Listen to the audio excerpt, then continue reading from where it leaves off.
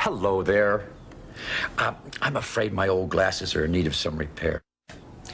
Not to worry, though.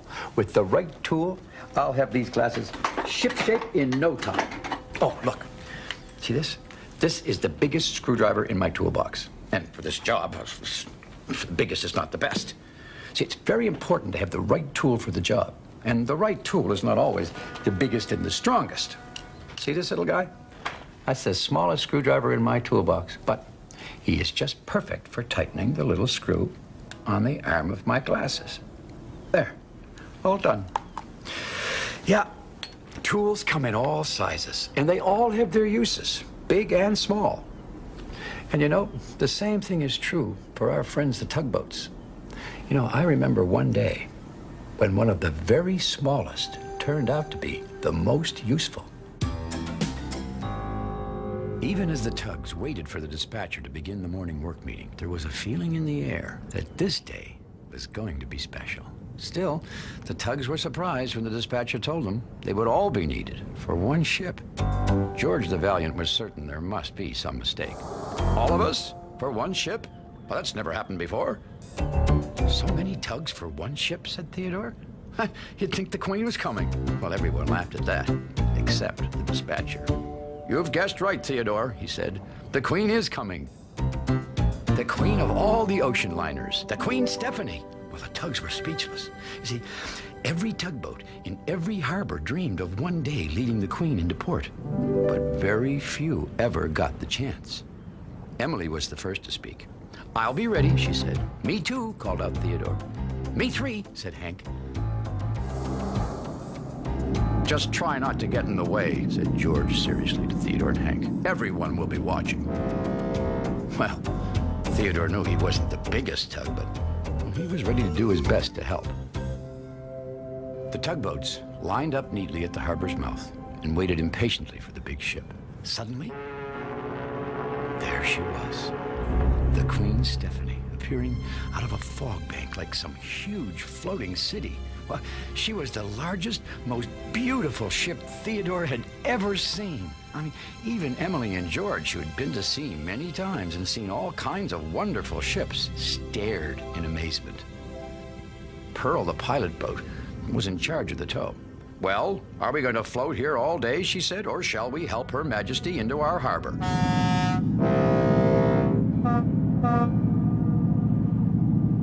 The tugboats roared into action.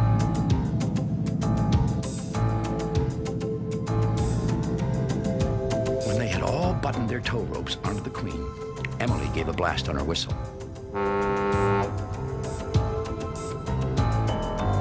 The tugboats set out with the Queen Stephanie to a special dock where she would be staying.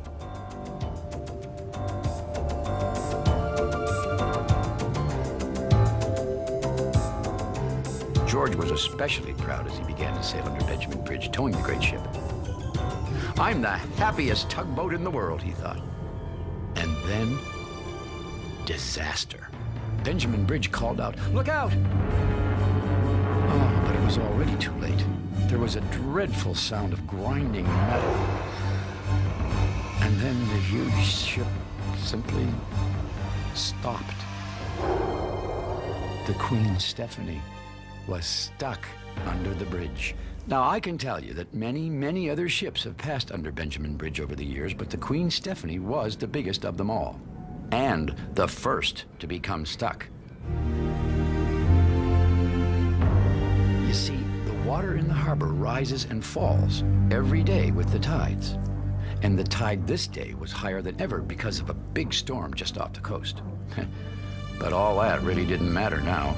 The great ocean liner was stuck, and it was up to the tugboats to get her unstuck. Benjamin strained to lift himself off the old Queen, but he couldn't do it. The great ship was wedged in tight. Theodore offered to help. Maybe I could help push. You can't help, roared George. Now, he didn't want to be mean, but, well, he was upset because the Queen Stephanie was stuck. I'm afraid we have another problem, said Foda quietly. The water in the harbor is still rising. No one spoke, but they all realized what Foda was telling them. If the water was rising, and the Queen Stephanie would rise as well. But Benjamin Bridge would stay exactly where he was right now. If they didn't manage to free the liner soon, well, either Benjamin or the Queen, or both, could be seriously hurt. The big tugs, George, Emily, and Foduck, they tried to pull the great ocean liner free from under the bridge, but they couldn't budge her one bit. "We just can't do it," said George, sounding like he was ready to give up. "We aren't strong enough," agreed Emily. But Pearl, the pilot boat, was not ready to quit. "We'll have to tug in the Big Harbour cranes, the ones used for unloading the ships," she said. "Then we'll set them up on the shore and lift the bridge off the Queen." It sounded like it might work.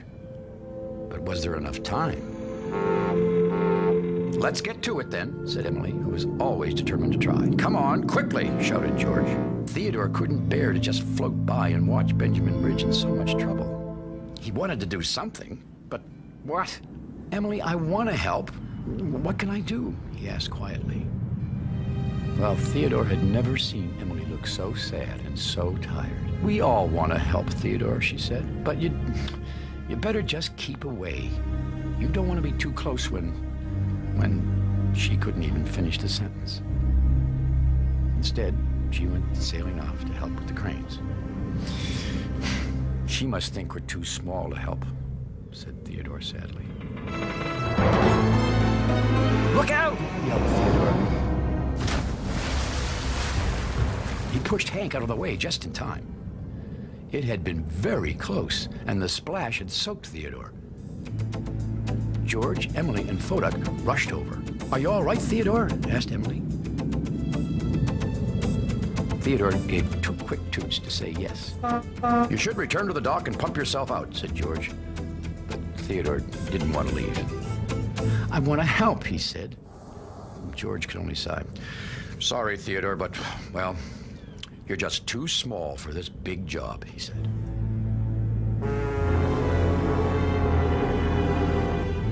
The Queen Stephanie gave a terrible groan. "Well, there must be something somebody can do," she called. George and Foduck turned to Emily. "We'll never pull the cranes here in time," said George. "We'll just have to try and pull harder." Emily agreed.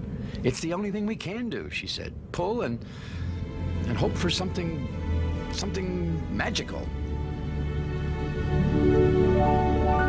"Come on, Theodore," said Hank. "We'd better get out of the way." "I guess so," replied Theodore, and he turned to go. "Hank," he complained, "I can hardly move. All this extra water from the splash makes me heavier."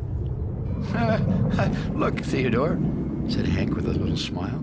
"Now you're even shorter than I am." And he continued to push his waterlogged friend. "I know," said Theodore. "It's because of the water from the splash. It weighs me down."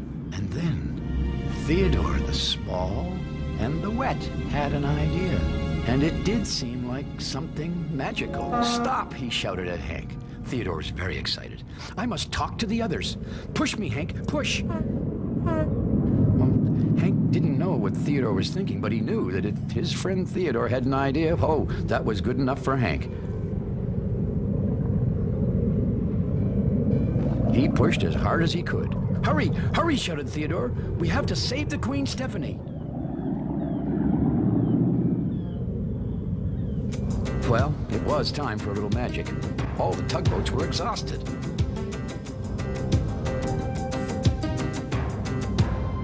But Theodore was not ready to give up. "I have an idea," he said to them all. "It's too late," puffed Emily. "There's nothing we can do." Pearl made a decision. "All tugboats out of the way, please. Benjamin could collapse at any moment. It's too dangerous to stay. Everyone out." "Everyone, please listen," shouted Theodore. "What is it, Theodore?" Pearl asked impatiently. "Well," said Theodore, "if we can't raise the bridge, why not lower the ship?" Well, all the tugs stared at Theodore. "He must have water in his wheelhouse," said George. But as usual, Foduck was curious. "What do you mean, Theodore?" he asked. Theodore spoke quickly. "When I was splashed by that falling piece from the bridge, the water that filled me up made me heavier." "Is that why you're floating lower in the water?" asked Foduck. "Because the water made you heavier?" That's right, said Theodore. Well, Emily joined in. You mean, if we can make the Queen Stephanie heavier, she might get lower, too. Enough to float out from under Benjamin. Well, Benjamin was listening now. Try it, please, he called down. Yes, yes, right now, agreed the Queen. Fodak knew exactly what to do. Water, he said. Ha! I'll use my fire hoses to pump water into the Queen, and that'll make her float lower, just like Theodore. Do it, said Pearl. Do it now.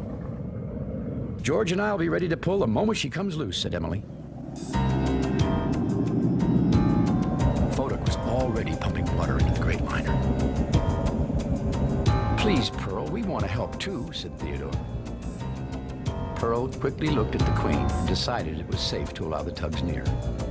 You and Hank get to the back, and on my signal, push as hard as you can push.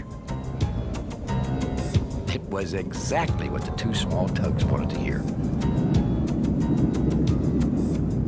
Well, sure enough, the water Fodak was pumping into the great ship made her heavier, so she could sink lower. Theodore's idea was beginning to work. Benjamin Bridge gave a huge sigh of relief. The Queen wasn't scraping against him anymore, and the Queen Stephanie was beginning to feel much better too. It's working, shouted Fodak. She's coming free. Pull, Pearl called to George and Emily.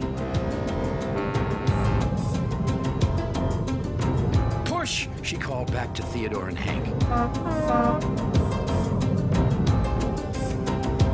And then the Queen Stephanie, the largest ocean liner in the world, began to move.